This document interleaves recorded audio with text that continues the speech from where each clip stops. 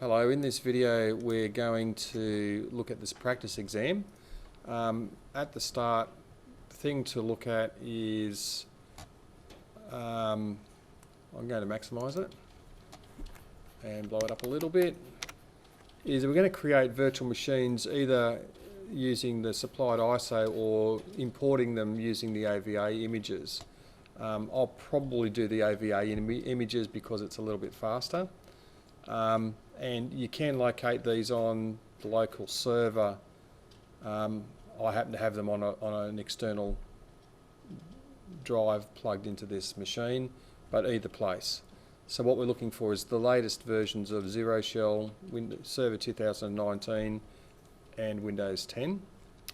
And the other important information to know for this assessment is that the Wollongong West Active Directory servers that hold DNS and DHCP facilities are at these two IP addresses, 172.25.104.12 and 172.25.104.14. And so we'll often use these two IP addresses as a test case if we're trying to ping out of our network. The other thing is that the proxy server is proxy.tafeNSW.edu.au with a port number of 8080. The other part is that where you see the word demonstrate, that means that the assessor should observe you by looking over your shoulder, or you can just call him and he'll come over and you can show him the particular activity. Okay. So other note, doing this assessment, if you're doing this as an assessment, collusional coaching during an assessment event will result in an event fail being recorded because it's an individual assessment, it's not a group assessment. The network is this logical network diagram. So we're going to have a NAT firewall at the front of our network, which is bridged to a network card. This is going to be a Zero Shell. Internally, it's going to plug into switch 1. And then we're going to have a router, which its first card will be plugged into switch 1 and its second card is plugged into switch 2.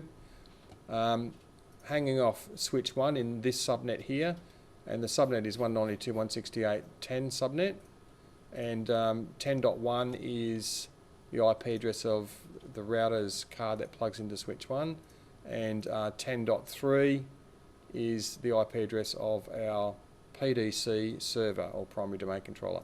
This is the server that holds Active Directory, DNS and DHCP for this local subnet. The 192.168.10.2 is the card for the router that's plugged also into switch 1. And both of these cards will have the routing information protocol, or the RIP protocol, attached to that card so that these two routers can talk to each other. We've also got a Windows 10 machine here that when it's plugged into switch 1, and that's why it's a dotted line, because sometimes it's plugged in here, sometimes it's plugged in there. It'll have an IP address in the 10 subnet. If we unplug that and put it into switch 2, then it's going to get an IP address from the router's second network card that's plugged into switch 2, which is 192.168.11.1, so this is the 11 subnet. And it's also a DHCP server on this network card, and will give out IP addresses to the workstation when it's plugged into switch 2. So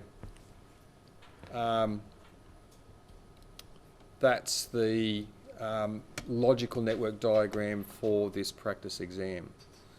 Okay, so down to here we're going to install the firewall, a Zero Shell. So I'm just going to open up our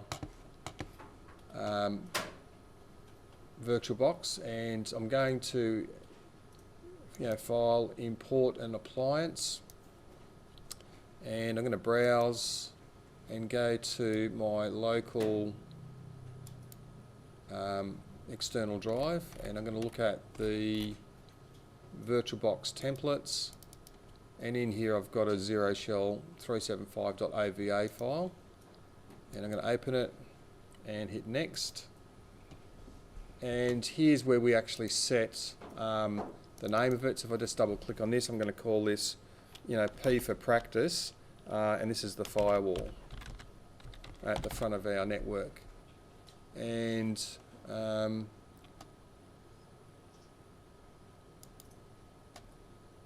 the other thing I need to do is make sure that every network card gets a new MAC address. So we'll tick on this one here so that generate new MAC addresses for all network cards. And we're going to import it as a VDI format. So I'm going to go import. So generally this takes about 7 or 10%, and then it'll shoot across. So it looks quite slow, but honestly it's probably only a minute and a half all up. Once it gets to about 7 or 8% or 10% or something like that, it'll then shoot across to 99% and finish very quickly. One thing to be aware of is when you're importing, you can see that zero shell importing was actually quite fast. But while it's actually importing, you can't actually do anything else. What I'm going to do with this is I'm going to put it in a group. This is purely for me at the moment. I'm going to rename this group and call it practice assessment.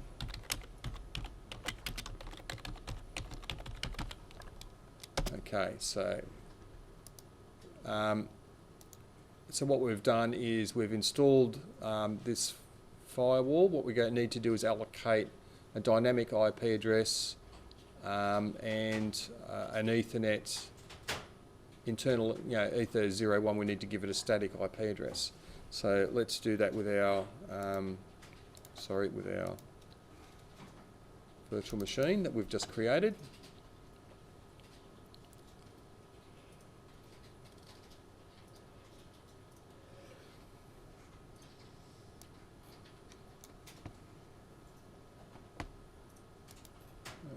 Let's put that back to just being on here, and we'll put our in our virtual machine running. There it is. That's it running there. Okay, so we need to allocate this to being dynamic and Ether 01 to being 10.1. So over here on the command menu on the right hand side at the bottom is I for IP Manager, and you can see we've got a dynamic IP address of 10.0.2.15. That tells me that this thing is by default, when you create any new virtual machine, it's connected to NAT. What we really need it to be is bridged according to our network diagram. And I've got a static IP address on Ether 01 that is not correct. It says 192.168.3.1. I need this to be 192.168.10.1. So first of all, I'm going to go up to devices, to network, across the network settings, and my first card is set to NAT. So I need to have that as bridged. And my second card, I need to plug that into switch 1, I think, is on our network diagram. So I'm going to go switch 1. Okay. And that's based on this logical network diagram here. Number 1 bridged, Ether 00 is bridged, Ether 01 goes to a switch called switch 1. So that's what I've just done.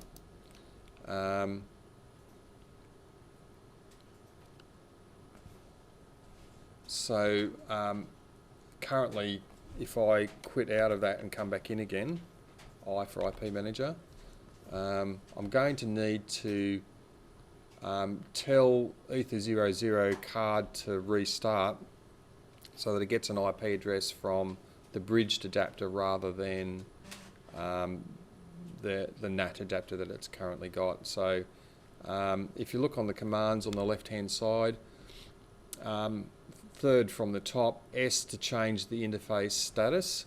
So I'm going to go S for Ether 00, it's in the square brackets, that's the default, so if I just enter it, it'll accept the default.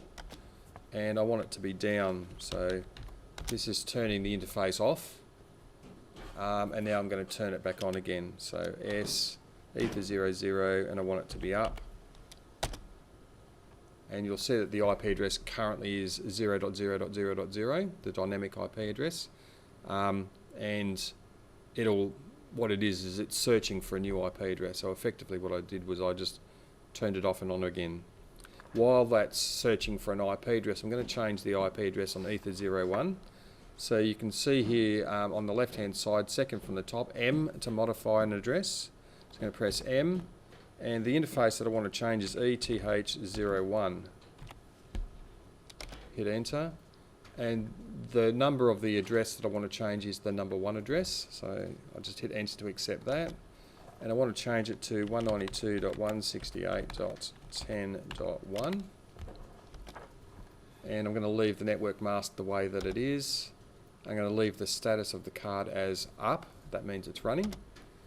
And so I've now changed the IP address, and you might also notice that Ether00 has now got a new dynamic IP address of 172.25.104.166 in this particular case. So it's got an IP address from being bridged to the outside, and it's got an IP address in the 172.104 network, which we would expect, if you remember that DHCP servers are these things, okay? So they're giving out IP addresses in that same subnet. Our Ether00 has got an IP address in that same subnet. So it's what we expected. Okay. So we've now finished this first point here. So we've changed it to dynamic, got an IP address, and changed our internal IP address to 10.1. So I'm just going to quit out of that, and that'll end this first video.